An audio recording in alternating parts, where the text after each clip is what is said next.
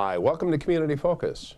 I'm Stevens Point Mayor Gary Wescott, and it is a pleasure, actually it's an honor, to be back with you here on Community Access Television, reporting to the community on the work that your city employees are doing in this wonderful community that we call home. It's been a while, so if you are just joining us, you're not watching some retro television program or history TV channel. We did this for many years with John Quirk and his fine crew, working very hard on this program.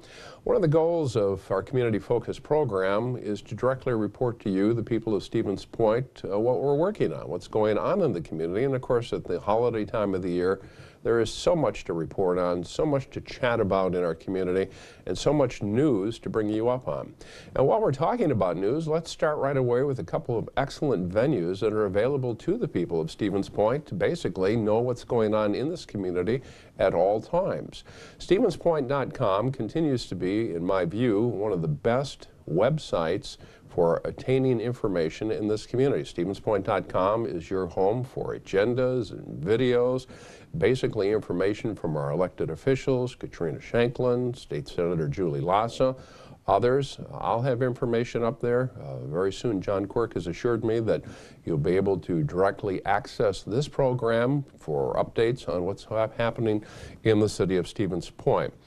I know many of you are also on Facebook, an excellent Facebook site for the city of Stevens Point. Again, we're instant information, agendas, information on our committees, information on roads that have been closed temporarily, perhaps a water pipe is broken, something like that. Just a number of excellent tools that are available to everyone in the Stevens Point, Plover area as to what's going on in this city. Coming soon, John Quirk tells me, we're going to have a television, we have a television station, we're going to have a radio station up and running, a 100-watt FM radio station. We'll have more information on that in the very near future. But what John has outlined for me is a very exciting concept of being able to simulcast whatever is on Community Access Channel 984. 984, of course, is where you can view the minutes, or view the meetings, view the County Executives program on Channel 984. We will be simulcasting. The audio will be up on our radio station, which is scheduled to go online in the year 2015.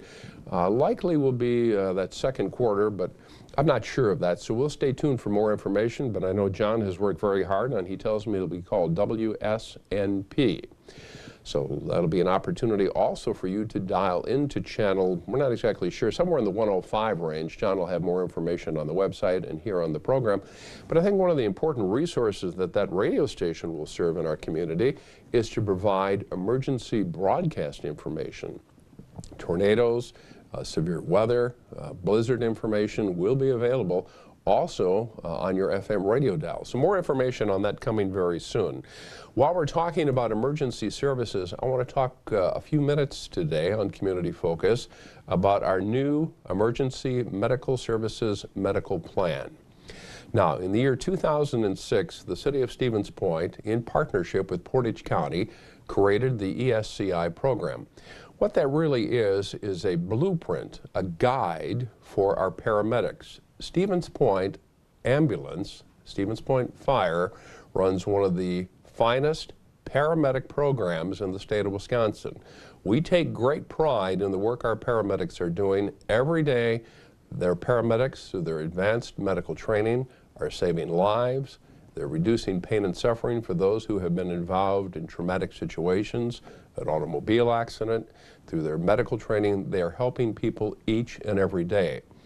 But it's been almost 10 years since we've updated that emergency plan for the city of Stevens Point and Portage County, and that serves as an important guide, an important blueprint for emergency medical services that are offered countywide.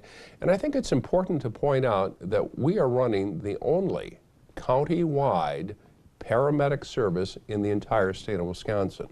Of the 72 counties in Wisconsin, only Portage County offers this state-of-the-art emergency medical response service to each and every township, village, and of course in the city of Stevens Point. We take great pride in the work that our paramedics are doing each and every day, but it's important that we update the master plan for medical services and that we have an opportunity to say, okay, this is what we have accomplished in the last 10 years. significant accomplishments in the area of emergency medical services, but here's where we need to be going in the next few years. Here's what we're going to try and accomplish. I'm also pleased to announce today on Community Focus, and we'll have a lot of news as we go through this program in the weeks and months ahead for you, that you'll hear here first.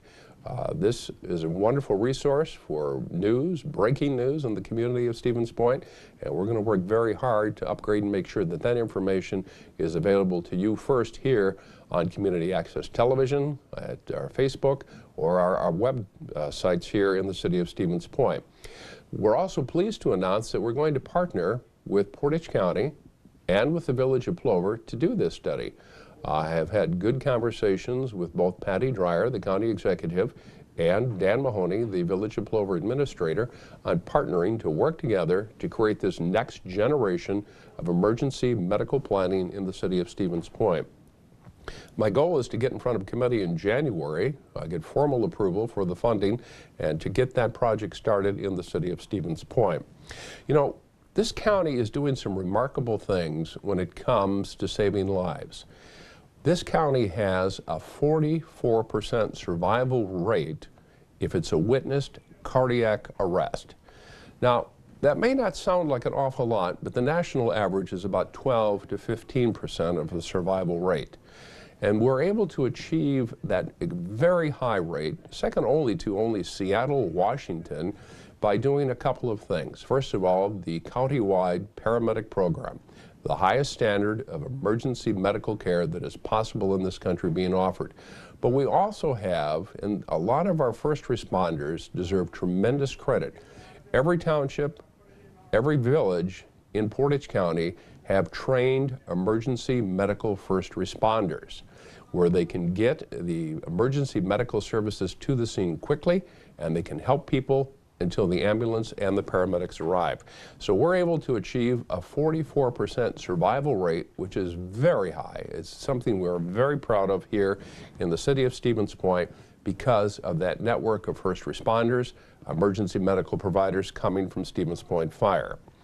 The city is also working very closely with the University of Wisconsin-Stevens Point on studying that traffic corridor along Franklin Street. It's been a problem corridor for pedestrians and for cars and trucks for way too long.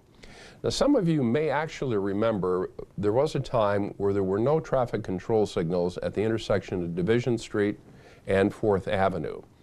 Years ago, under Mayor Haberman and then Mayor Schultz, the city repeatedly tried to have state approval for traffic signals to be put in at 4th Avenue.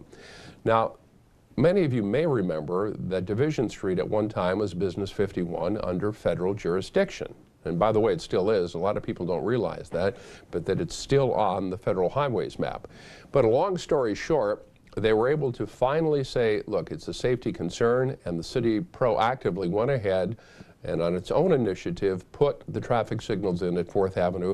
The hope there was to funnel the university students who were moving from west to east to the campus, or vice versa going home, would use the 4th Avenue area.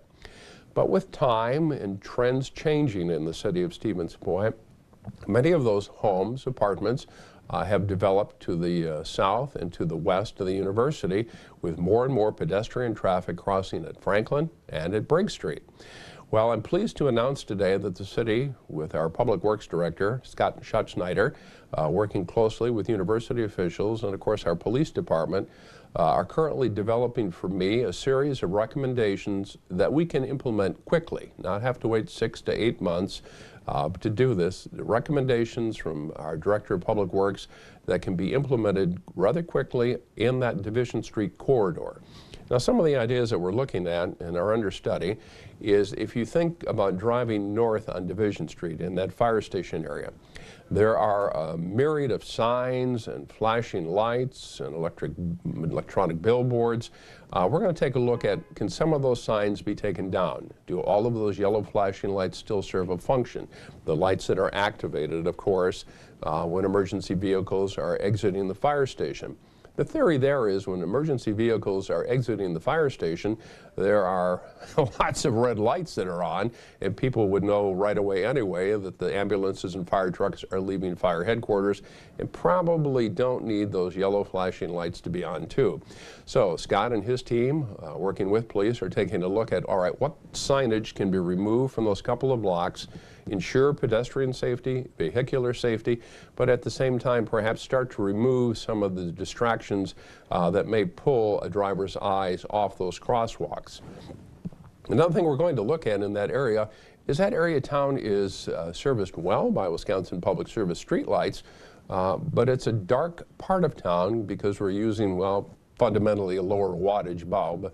That's not the exact term, but it's like if you have a 40-watt bulb in at home, maybe we could upgrade those bulbs to 75 watts, make them a brighter bulb, and fundamentally make that whole corridor, Briggs Street to 4th Avenue, including Franklin, brighter, so motorists in inclement weather and fog really can see pedestrians that are trying to cross there if we do a better job of lighting that intersection. So look for some recommendations, look for some changes. We take safety very seriously in this city, and I'm pleased that our Director of Public Works, proactively working with university officials, is developing a series of recommendations that I will review and approve very soon for immediate implementation.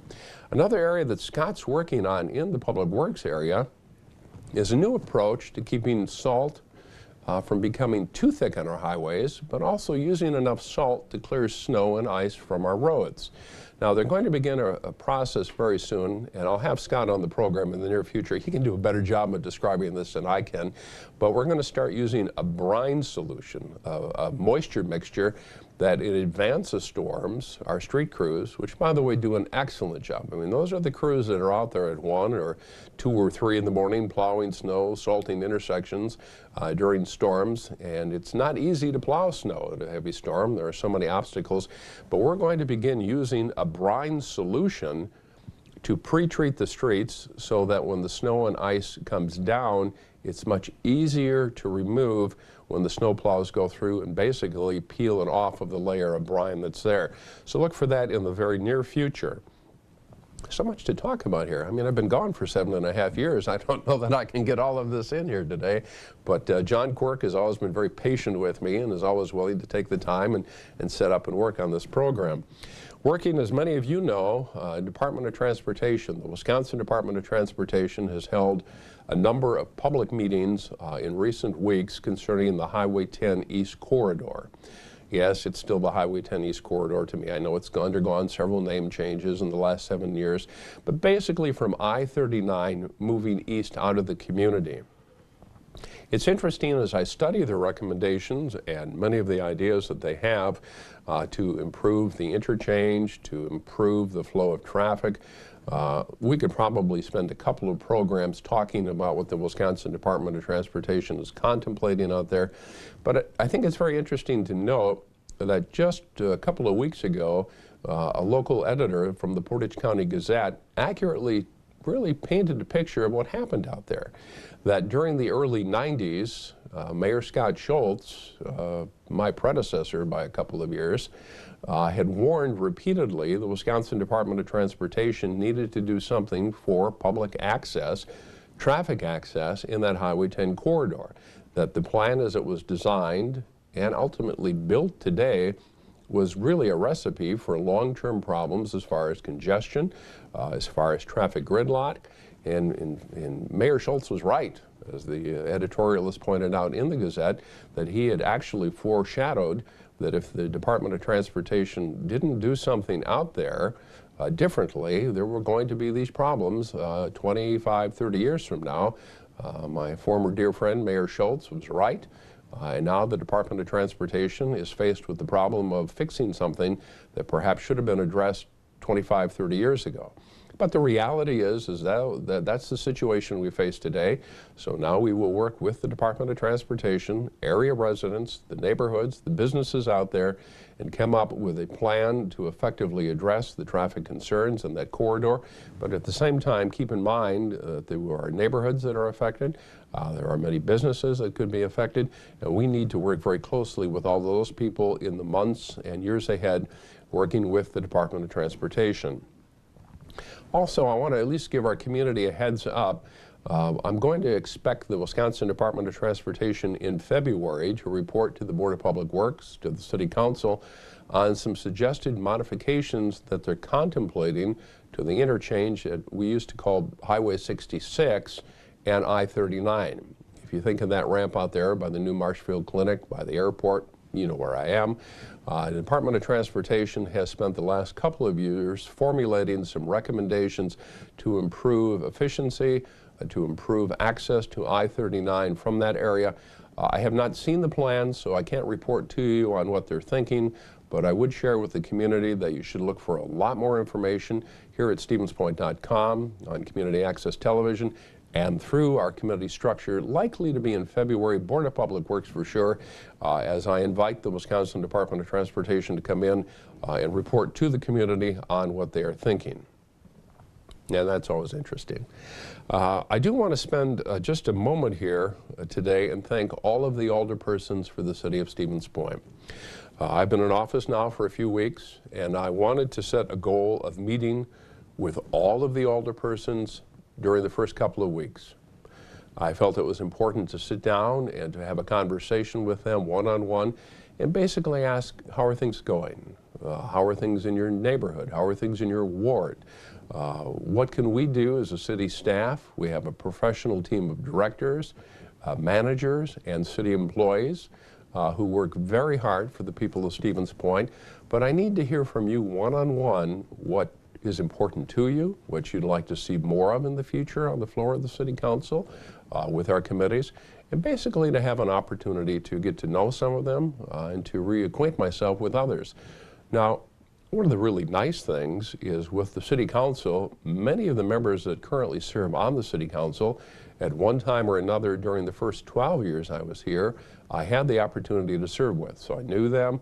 I had an idea what was important to them, but it was good to basically hear it again and to renew that friendship, that professional working relationship between the office of mayor and the City Council. I have said so many times over the years, and every alderperson has heard this many times, I have repeatedly reported here on Community Access Television and chatted with the aldermen, that City Council, those 11 alderpersons deserve a lot of credit. It's a part-time job. They do not have a staff other than the staff here at City Hall that will serve as a resource, and they are the ones that are making the decisions. Those 11 alderpersons representing different districts in the city of Stevens Point, those folks are the ones that are doing the voting on all of the issues that come before the City Council. They're the deciders, as one president used to call it. They are the people that are charged with knowing these issues, understanding these issues, having studied these issues and put the time in to make sure that when they cast an intelligent vote, they have had the resources and opportunity to do that, to cast that intelligent vote. And I wanted to remind all of the alderpersons that as your mayor, as your chief executive officer, it's my role to bring that information to you. I will overly communicate with you to the point of you may say I'm getting too much information, and then I will ask you to study it, to take time to contemplate the votes that are in front of you, and if you have questions to call. But I want to thank those alderpersons who in the last couple of weeks took time. Many of them had to come in here on their lunch hours, on a break that they had at work, give up a little free time to spend time meeting with the mayor and talking about their role and their districts here in the city of Stevens Point. I want to talk a little bit about the couple of projects that are in the city of Stevens Point. Most of them have been reported on in area media, which is important. I think by now most people are aware that Key Mobility is planning a major development on the east side. We're very pleased that they selected the city of Stevens Point. In the next couple of years, that will be 170 new jobs on top of the 75 to 80 that are currently here. We're very pleased and are grateful that they have selected the city of Stevens Point and look for that development very soon here in the city of Stevens Point. We're currently working with the University of Wisconsin Stevens Point on a rather exciting project to put a new college they're creating. It's not a new college, a new program. Sorry, Dean Marty Loy. And when Dean Loy sees this, he's going to go, we're not creating a new college, Mayor.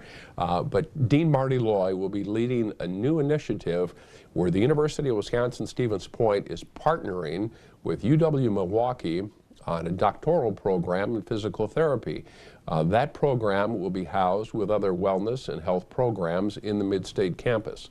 Now, that's a logical place for that program to be. Of course, for decades, the Mid-State Vocational College was in that building. But I would report to the community, we're continuing to work on it. And yes, that is a lot of work. You have a city-owned building that's on deeded parkland. I mean, if you stop and think for just a moment, you have in that same area, you have the Park and Recreation Center, you have the municipal swimming pool, you have the Willett Arena, you have municipal practice fields. So when you are dealing with deeded parkland on city land, there's a lot of work. A lot of legal work, a lot of land description work, but we're continuing to work here at City Hall very hard. And in the month of January, I'll be reporting to the City Council on our series of recommendations and ideas for moving this project forward.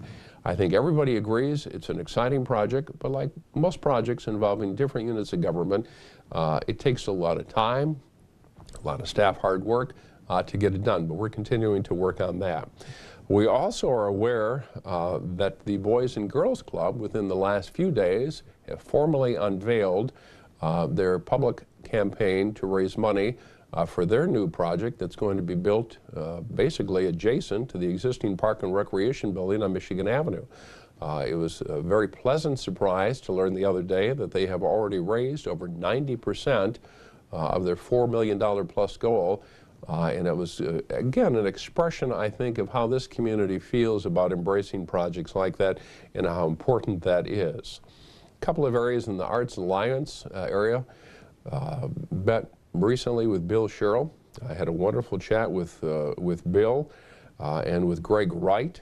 They have some exciting economic initiatives, economic development initiatives in the arts area. I don't have a lot of time to get into that today, but it's a very unique idea, partnering with facilities in the downtown area, the Fox Theater, some incubator ideas, to basically recognize there are things that those in the Arts Alliance and in the community can be doing, partnering with other partners in the community, including the city, to say, how do we attract and retain young professionals in the city of Stevens Point?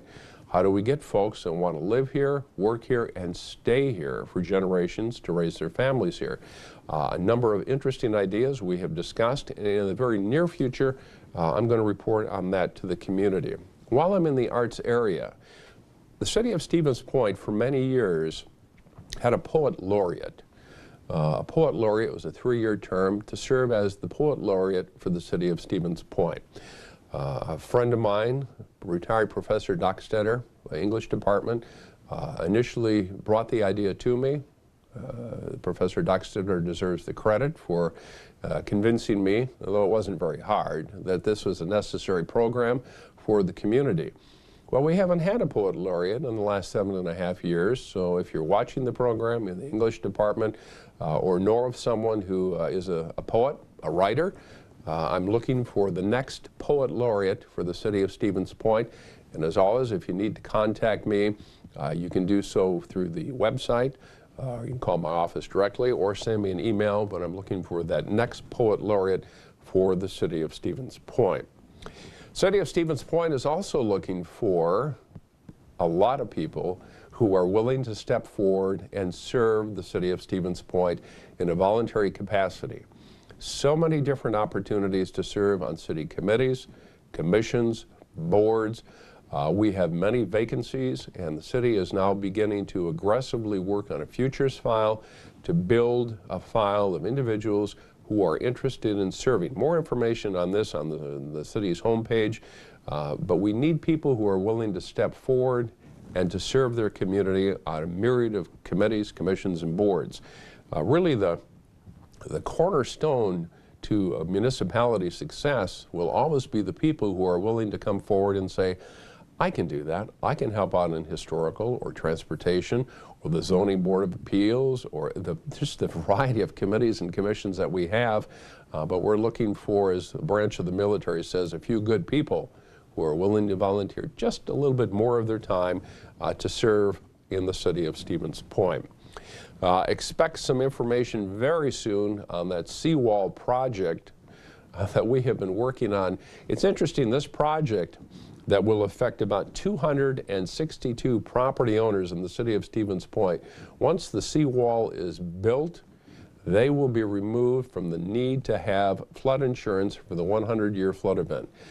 Former Alderman Neil Nealis deserves a lot of credit for keeping this thing alive. The former alderman brought it to my attention years ago, and that's how long the city has been working on this. The initial work started when I was still the mayor, early in my second term, which started in 1999, for a reference point. It continued while the years I was here. Mayor Andrew Halverson continued to work very hard, very aggressively on it. And within the next few months, we expect to have a major announcement for the city of Stevens Point, affecting a lot of people who will no longer have the need to have flood insurance. So look for that very soon information. A couple of quick reminders here. John Quirk is reminding me that I've been talking for so long, I'm about out of time here. It is the holiday season. One of the most frequently mixed up things this time of the year is, when is my garbage picked up? When are the recyclables picked up during the holiday season? All of that information, the new schedules, the holiday schedules for garbage pickup and recycling pickup are available at Stevenspoint.com. Please go to the site. Make sure you have double checked with the holiday falling on a Thursday. And of course, Wednesday is Christmas Eve. Those are days where the city is closed. So quick reminder, one of the most frequently mixed up things is, when is the garbage and recyclables picked up during the holidays? All of that information is available to you on site. A couple of other quick notes here. Had a wonderful meeting with Cindy Niebel and Garrett Ryan. Those two folks were in to talk about the Old Main Neighborhood Association, and I was delighted to see how hard those two and the entire Old Main Neighborhood Association are working to preserve that part of our community where the homes basically are nestled up close to the university. They provide interesting pamphlets and information to the new residents, students that move in, basically providing information on welcome to the neighborhood. Here's information on garbage, recycling. Here are some things you need to be aware of to be a good tenant in our neighborhood.